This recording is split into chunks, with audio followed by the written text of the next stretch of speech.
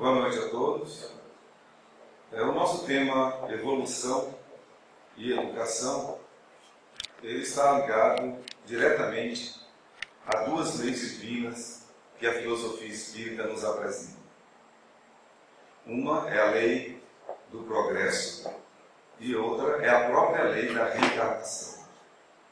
Em síntese, o Espiritismo nos diz que todos nós fomos criados por Deus, simples, ignorantes, por não termos ciência das coisas inicialmente, porém o nosso destino é nos tornarmos sábios e nos tornarmos também pessoas com uma grande capacidade para amar, e à medida que a sabedoria e à medida que os bons sentimentos vão se estabelecendo, também haverá um grau de felicidade que está na justa medida desta própria evolução.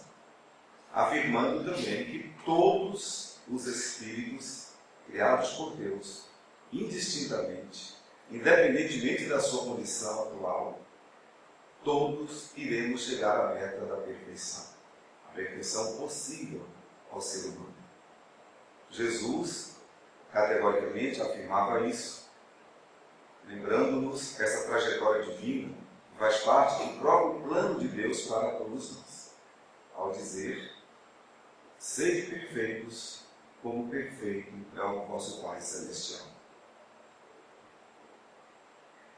E para chegarmos a esse aperfeiçoamento, aparece justamente a didática da reencarnação, porque seria a forma pela qual Deus teria como nos oferecer a oportunidade de justamente fazermos esta evolução gradativa. É bom lembrarmos que a palavra evolução, por si, ela indica precisamente um progresso contínuo, paulatino, gradativo. É muito até diferente da palavra revolução, porque a palavra revolução, ela indica o final radical de uma situação, de uma coisa, de um período, para iniciar-se uma outra radicalmente diferente, radicalmente nova. O processo de evolução, ele não tem rupturas radicais. Como diz os físicos, a natureza não dá saltos. Tudo segue uma linha de sequência muito lógica, dentro de leis precisas, como a lei de ação e reação. E, por ser uma lei universal, a lei de ação e reação vai oferecendo, conforme cada ação, uma reação proporcionalmente equivalente, na justa medida. Isso serve para tudo que existe no universo, para tudo que faz parte da natureza, e nós estamos inseridos como seres especiais da própria natureza. Então, reencarnar é a metodologia divina para nos oferecer esta evolução gradativa. Esta perfeição a que Jesus se refere, ela está diretamente ligada à maior potência que o ser humano possa alcançar no nível intelectual e também no nível moral, no nível do domínio das virtudes. E de sã consciência, até mesmo fazendo uma reflexão sem muita profundidade, já dá para se perceber que é impossível que numa única encarnação que alguém consiga atingir o máximo da sua possibilidade intelectual e o máximo da sua possibilidade moral. É inteiramente impossível. Assim, nós teremos tantas reencarnações quantas forem necessárias, em diversos mundos que são planetas espalhados pelo universo, que também estão espalhados em diversas categorias. Em O Livro dos Espíritos se tem uma classificação dos mundos, que seria, segundo a linguagem de Jesus, as lindas moradas na casa do Pai. E ali se fala dos mundos primitivos, que seriam os mundos destinados às primeiras encarnações. Um período que a Terra, inclusive, já passou. Existem também os mundos de provas e de expiações, que seria exatamente a categoria em que o nosso planeta se encontra nesse momento. O mundo de regeneração vem a seguir, que será a própria fase do planeta Terra, que já foi permitido, que está na fase de expiação e provas, e vai também abrigar espíritos que estejam numa fase de regeneração, onde as expiações e as provações serão menores e as virtudes estarão mais delineadas na boa vontade daqueles que reencarnarão nessa condição. Existem ainda os mundos ditosos ou felizes, acima do mundo de regeneração, onde vivem os espíritos de sabedoria, já bastante iluminados, e finalmente as moradas celestes, lugares habitados pelos espíritos que atingiram a perfeição possível ao ser humano. Categoria essa a que Jesus se encontra. E assim, para passarmos por todas essas categorias, ou todas estas séries, lógico, precisaremos de muitas experiências reencarnatórias. A reencarnação ela é apontada nos ensinos do nosso mundo há pelo menos 6.000 anos passados. Na China, na Índia, na Grécia, no Egito, já ali os sábios mencionavam o processo dos renascimentos, com outros nomes como paligenesia, para mostrar que é assim que funciona a trajetória do ser a caminho da perfeição. Jesus ele colocava que ele veio ao mundo justamente para nos fazer retornar ao Pai, nos fazer construir um reino, o reino de paz, o reino de Deus que ele se chamou, é o reino da plenitude, só que ele colocou um ingrediente especial. Ele já não se referiu propriamente a lugares especiais para as pessoas evoluídas. Ele se referiu a um lugar muito especial que é dentro do próprio coração. E é lógico, o mundo das energias que estão espalhadas por todo o universo, ele vai provocar a redução e a assimilação, de acordo com a sintonia. Então, cada um viverá em alguma parte do universo que seja compatível com a sua condição atual. Hoje nós estamos aqui no mundo de provas e expiações. Por quê? Porque na classificação do mundo de provas e expiações se coloca que aqui o mal ainda predomina. Estamos recém-saídos do primitivismo. Os impulsos animais ainda são muito fortes. Os instintos bestiais ainda nos dominam muito mais em termos de sensações do que os sentimentos nobres que poderiam demarcar almas mais purificadas. O período a que a Terra se destina, o da regeneração, ele também vai atrair, como já falamos aqui em várias situações, nessa transição planetária, aqueles espíritos que já estejam com uma construção íntima muito positiva em relação à determinação de se tornar uma pessoa do bem. Que eleja a virtude, aquela ensinada por Jesus, com base no amor, como sendo a sua principal meta de vida. E é exatamente esse o trabalho de Jesus. Foi esse o grande trabalho e continua sendo, agora através também da doutrina espírita, de nos fazer perceber isso. Que toda a nossa inteligência deve estar a serviço da construção do sentimento do amor que está inato em todas as criaturas. Jean-Jacques Rousseau, ele já dizia assim: todo homem é bom. Referindo-se filosoficamente a esta destinação de todos nós, de desenvolvermos o bem. E a doutrina espírita que veio depois, nos fala exatamente a mesma coisa. Reafirma esse conceito, dizendo até que o mal não existe. O mal é apenas a ausência do bem. O bem, sim, é verdadeiro. E à medida em que o ser humano compreenda o que seja o bem e passe a praticá-lo, o mal automaticamente deixa de existir. O mal, portanto, não é uma força própria. Ele não tem um espaço enraizado no seio da humanidade, nem dentro de cada um de nós. é apenas a ignorância do bem. Assim, para que a gente compreenda todo esse processo de evolução e elejamos a meta de amar como a principal atividade para quem busca naturalmente a felicidade, nós precisamos sim de várias encarnações.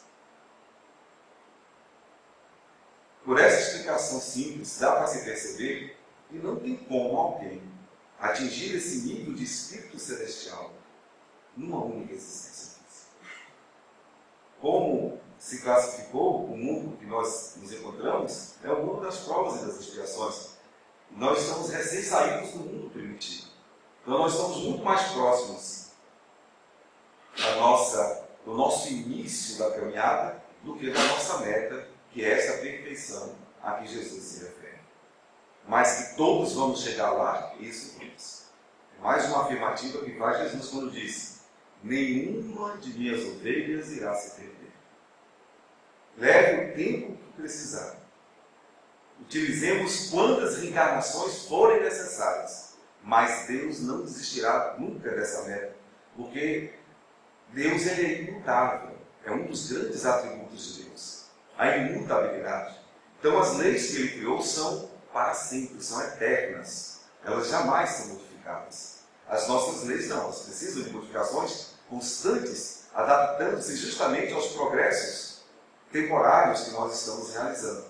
Mas as leis divinas não, elas são imutáveis. E como a evolução, a certeza de que todos devemos chegar à perfeição, faz parte da lei divina, então não tem como mudar isso. Mesmo que a gente queira se matar, queira desaparecer, queira sumir, desinteressar-se da vida, é impossível.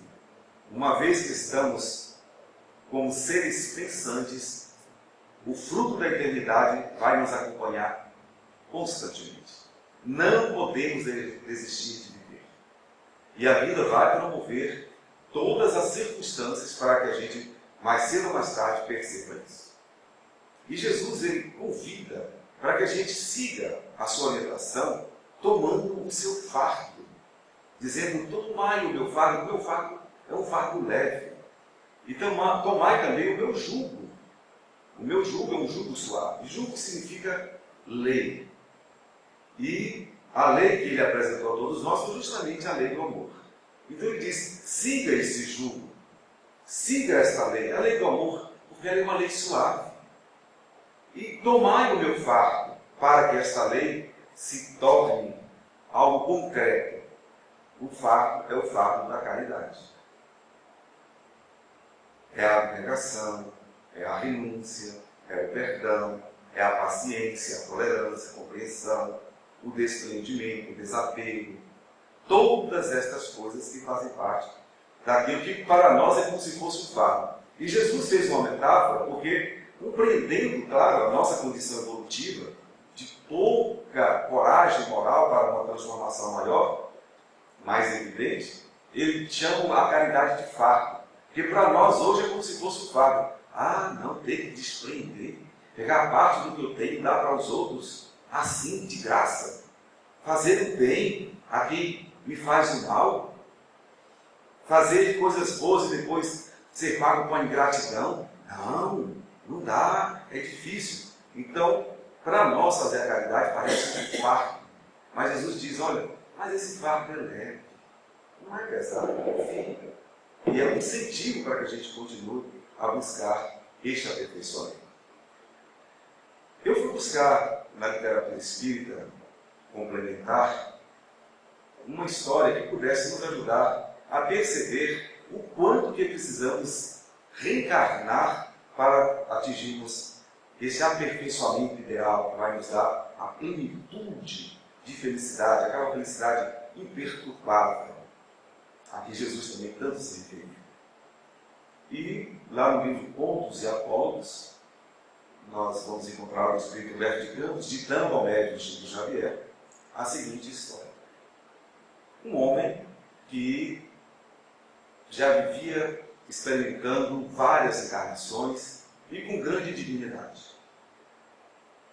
Ele já tinha percebido esse conceito divino dado por Jesus, de que você tem que lutar, tem que trabalhar, fazer sempre o bem, dignificando sempre a vida, e nos momentos difíceis, de dores, de aflições, nunca desistir de buscar ajuda superior. Historicamente, o ser humano faz isso. Quando sente a dificuldade dentro das suas lutas diárias, tende a buscar algo superior. As tradições religiosas falam-nos dos santos, que seriam pessoas que atingiram um grau de bondade tão grande que eles são capazes de ajudar a atenuar as aflições de qualquer pessoa que nos procura. Nós, no Espiritismo, estudamos esse assunto, lógico, não poderia ficar de fora dessa tão vasta filosofia, e também no Livro dos Espíritos tem explicações muito precisas de como é que pode ser a ação dos espíritos bons. E eles existem também em vários graus, desde os espíritos familiares, simpáticos, sem grande evolução, mas já com uma boa dose de boa vontade, já com a possibilidade de fazer algum tipo de serviço de proteção, ainda que de pouca expressão, mas necessário. Até aqueles espíritos com uma agilitude, com uma excelsitude, que podem ajudar em questões maiores, em questões humanitárias, em questões graves, nas quais possamos estar envolvidos, ou com as quais possamos estar envolvidos. Assim, nós também no movimento espírita temos esse culto, esse hábito de, na hora da dificuldade, pedir aos bons espíritos proteção. Eles pedem que a gente, nas orações, lembre-se de solicitar força, coragem, para a gente não desistir das lutas, para não desistir das refregas que fazem parte do processo da evolução. Essas lutas íntimas morais são extremamente importantes para esse processo do aperfeiçoamento. Tudo faz parte da programação divina, são testes, são provas dentro dessa escola extraordinária. E a gente está sempre assim, buscando sim ajuda dos espíritos mais elevados, que recebam o nome de anjos protetores, de guias espirituais ou de santos, não importa. Mas eles existem. São os espíritos que já galgaram no processo evolutivo degraus bem mais avançados. E uma das características dos espíritos evoluídos é exatamente essa. Aliás, a principal característica de quem está realmente evoluído é a capacidade de servir. E o próprio Jesus, como em tudo, ele sempre colocou em cada frase uma sabedoria imensa. Ele disse, nós até usamos essa frase como um dos temas aqui esse ano, ele disse assim: aquele que quiser ser o menor, seja o melhor. Aquele que quiser ser o maior, seja também aquele que venha a ser o menor, ou aquele que venha a servir mais. Então, servir está disponível dentro daquela condição de nunca perguntar até quando eu vou ficar fazendo esse serviço, ou a quem eu vou ajudar. Então, essa ajuda incondicional, essa entrega total, quanto maior, também evidencia o grau de evolução de quem está realmente se aperfeiçoando. E ao contrário, a pouca disposição para servir, a má vontade para ajudar, revela o quanto ainda temos a conquistar. Assim, lá estava aquele espírito vivendo reencarnações muito lúcidas, muito conscientes. E a cada encarnação ele sempre tinha esse foco: vou levar uma vida digna, vou trabalhar dentro das minhas condições, na hora das dificuldades vou recorrer sim à ajuda superior e vou dar o melhor de mim. E ele encarnou, uma hora como carpinteiro, outra hora como médico, outra hora como agricultor, outra hora como professor, outra hora como artista, outra hora como cientista, outra hora como alguém da área das letras. E assim ele foi experimentando várias encarnações bem-sucedidas dentro dessa dignidade do trabalho, da honradez e nas dificuldades, sempre se lembrando de recorrer à ajuda superior. E depois de várias encarnações assim, ele estava com um grande grau de equilíbrio. E ele teve acesso, inclusive, a Jesus. Como Eurípides Barçanufo já teve, conforme a literatura espírita nos mostra, e alguns outros, como Maria de Magdala e assim por diante. Francisco de Assis.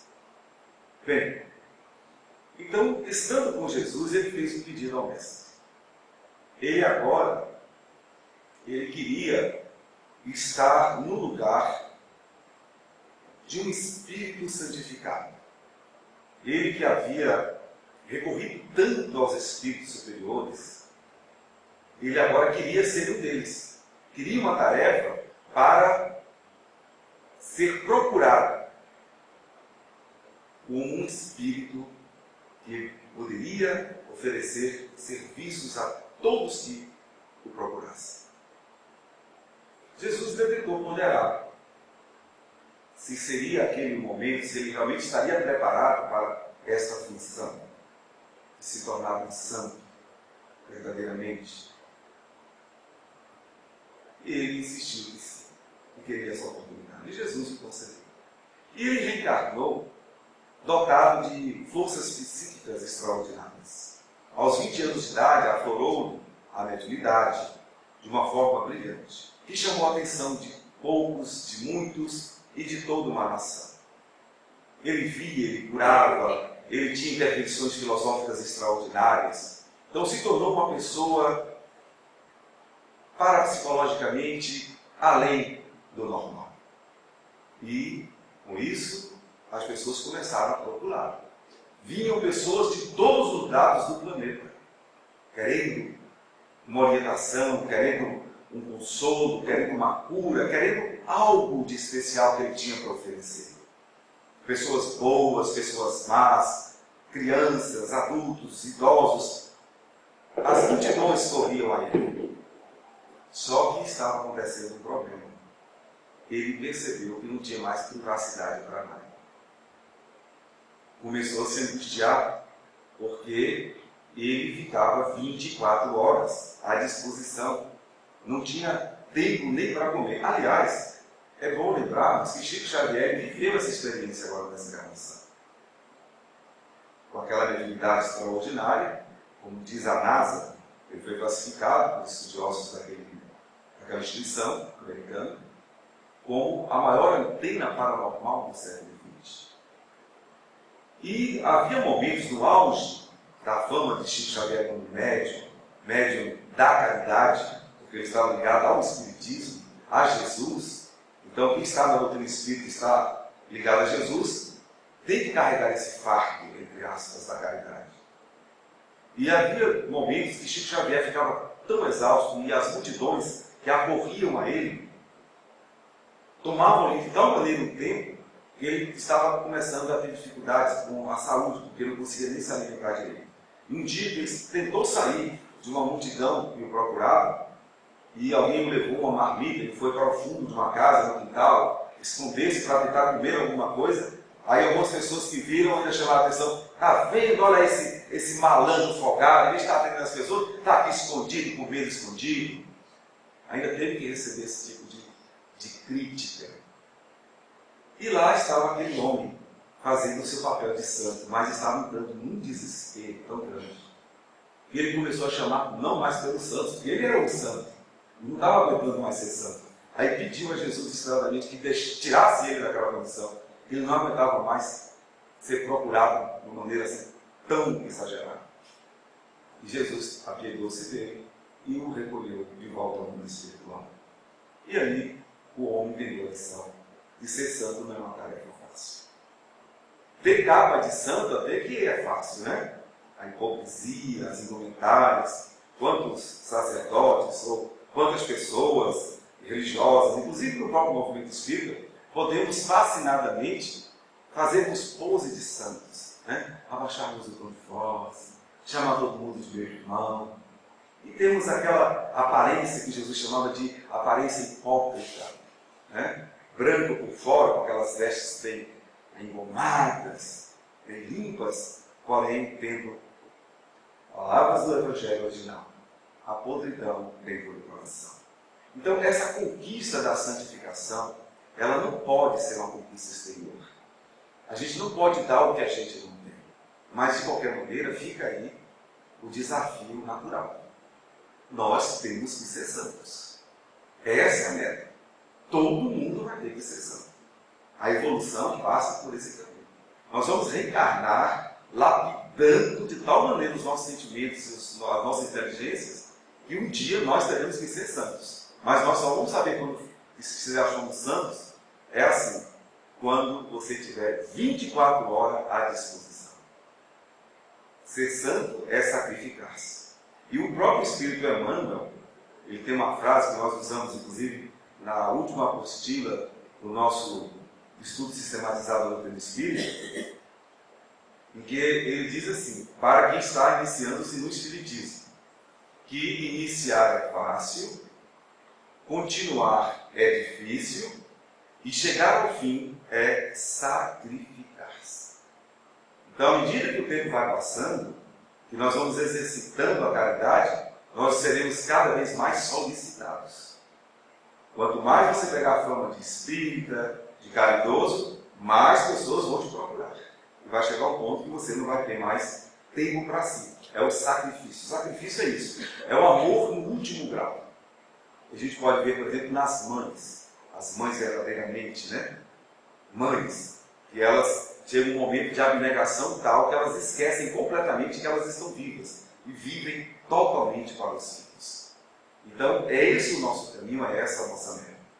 Se nós não conseguirmos ser ainda aquele santo, né? O pau oco, vamos ser santinhos pequenos. Vamos começar com pequenas dádivas, um pedido de desculpa ali, um pedido de perdão lá, uma doaçãozinha aqui, outra ali, uma esmolinha aqui e acolá. Vamos fazendo pequenas entregas e assim, com o tempo, a gente vai se fortalecendo, reencarnando várias vezes e aí pode ser que um dia a gente realmente já não precise pedir ajuda a mais ninguém. Estaremos prontos para servir a todos, como fez Irmã Dulce, como fez Madre Teresa de Calcutá, Francisco de Assis e alguns poucos. Olhe bem, a estatística mostra que até hoje, nesse mundo de provas e expiações, os santos não passam de 50 a 60. Olha, nós estamos com mais de 7 bilhões de pessoas encarnadas. Então não é uma tarefa tão simples, mas é a meta. Então um dia, todos nós aqui seremos santos. Vamos nos preparar para isso. Estamos em processo total de esquecimento de si mesmo, de total desinteresse sobre seus desejos, suas vontades, suas metas pessoais. Ou seja, um processo completo de abnegação. Abnegar é o último grau do estágio do amor sacrificial. É quando você já não se lembra mais que você existe. Você vive completamente em função de fazer aos outros felizes. É por isso que a reencarnação existe, para nos dar essa evolução. E quem viver, verá. Obrigado a todos pela atenção.